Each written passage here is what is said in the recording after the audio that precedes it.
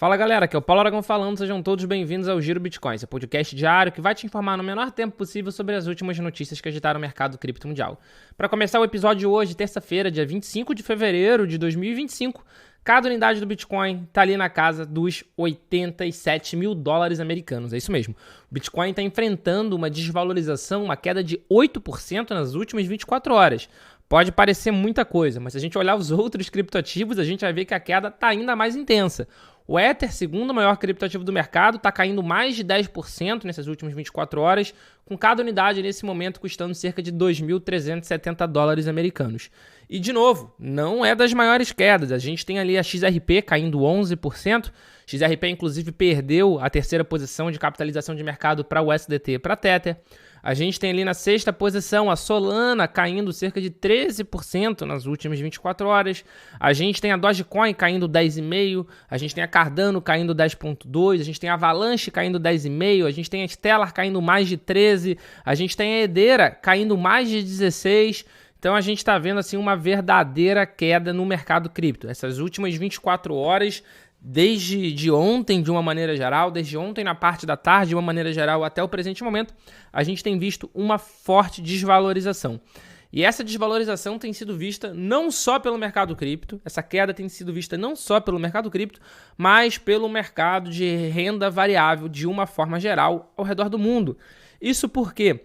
Porque o Trump falou que a questão das tarifas, a guerra de tarifas, está de pé. Não acabou, ainda não é uma página ultrapassada.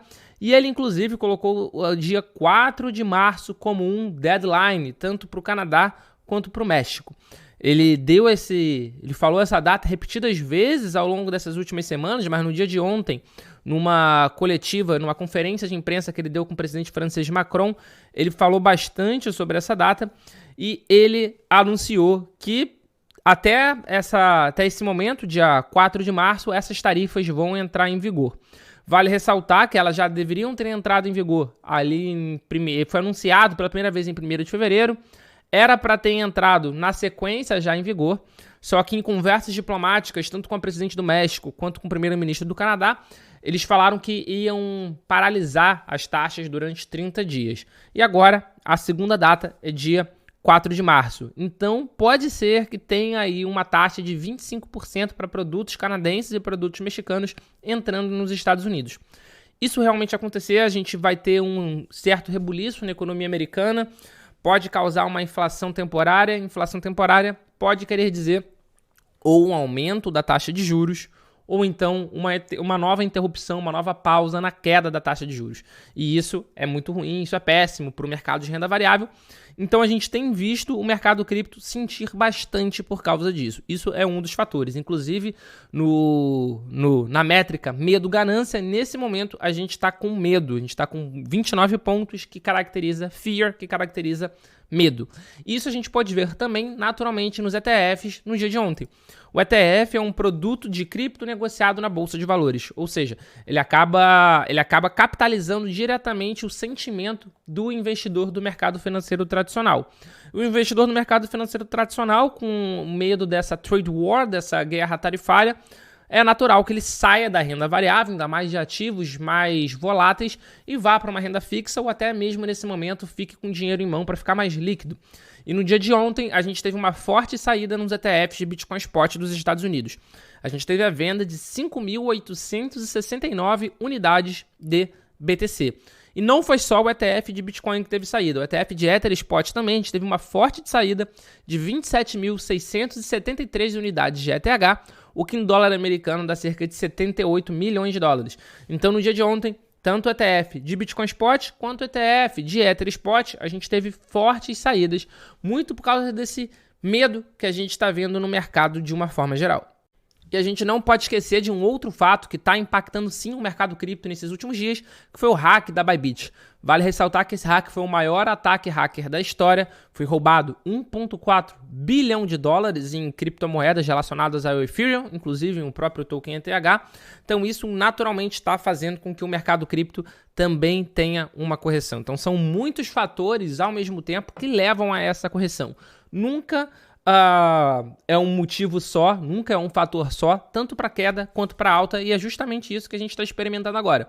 São vários fatores, são vários motivos que estão levando a gente a ter uma correção um pouco mais acentuada no mercado cripto. E para fechar o Giro Bitcoin de hoje, duas notícias rápidas aqui para vocês. A Bolsa de Valores dos Estados Unidos, a Nasdaq, solicitou permissão para listar um ETF projetado para conter o token nativa da Hedera Network, conforme mostrado nas solicitações.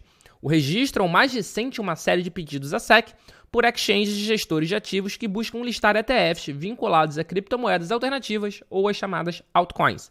A SEC deve revisar a aprovação e as solicitações antes que a negociação possa começar. Vale ressaltar que teve uma série de pedidos de ETF desde que a gente teve essa mudança da administração dos Estados Unidos, desde que a gente teve essa mudança do governo dos Estados Unidos, e o mercado, de uma forma geral, está bastante otimista para, ao longo de 2025, a gente ter melhorias nos ETFs existentes, como, por exemplo, adicionar staking na questão do ETF de ETH, quanto a listagem de novos ETFs, de novos produtos. Vale ressaltar que a Hedera, nesse momento, não é um top 10, nesse momento está na 19ª posição, ele por market cap, por capitalização de mercado, e está vendo uma queda de 15% nas últimas 24 horas. De qualquer forma, é um ETF interessante para se acompanhar, porque isso naturalmente pode ocasionar uma valorização dessa altcoin, uma valorização desse criptoativo no curto prazo. A gente vai acompanhar e naturalmente a gente vai trazer para vocês qualquer novidade aqui no Giro Bitcoin. E para fechar o episódio de hoje, El Salvador realizou compras significativas de Bitcoin além da estratégia diária. Em dezembro, adquiriu $1 milhão em BTC após o acordo com o FMI. No dia 4 de fevereiro, comprou 11 Bitcoins, totalizando mais de $1 milhão. E agora, El Salvador adquiriu 7 Bitcoins por $661 mil, retomando a sua política de compra após uma breve pausa. Além disso, a estratégia diária de aquisição havia sido interrompida no último dia 18 de fevereiro. Ou seja, eles tinham interrompido, pararam por uma semana, e agora eles compraram justamente 7 Bitcoins, provavelmente para repor esse período, essa semana que eles ficaram parados. Então, muito se especulava sobre o acordo do FMI com El Salvador, se isso poderia fazer El Salvador parar de comprar Bitcoin para sua reserva estratégica, mas não, eles não pararam de comprar Bitcoin. É verdade que tiveram modificações na lei Bitcoin do país, Bitcoin deixou de ser uma legal tender, deixou de ser uma moeda de curso legal, mas de qualquer forma o governo de El Salvador continua bastante otimista, bastante crypto-friendly, Bitcoin-friendly, e mais do que isso, continua apostando muitas fichas no BTC. Esse foi o Giro Bitcoin de hoje. Se você chegou até aqui agora, não deixe de curtir o episódio, compartilha esse episódio no grupo de WhatsApp, coloca no grupo da família, por mais que ninguém saiba nada de cripto, uma excelente forma das pessoas começarem a aprender. Se inscreve no canal, deixa o seu like, deixa o seu comentário. Tá escutando a gente pelo Spotify, Deezer? Passa a seguir a gente aqui também, dá 5 estrelinhas, que isso ajuda muito o episódio, ajuda muito o episódio a ser divulgado e ajuda muito a gente, porque é o pagamento que a gente pede para vocês. A gente tá produzindo aqui conteúdo diariamente de graça. Então, se inscreve aí e dá essa moral pra gente. Muito obrigado pela sua companhia e a gente já tem um encontro marcado aqui no episódio de amanhã. Valeu!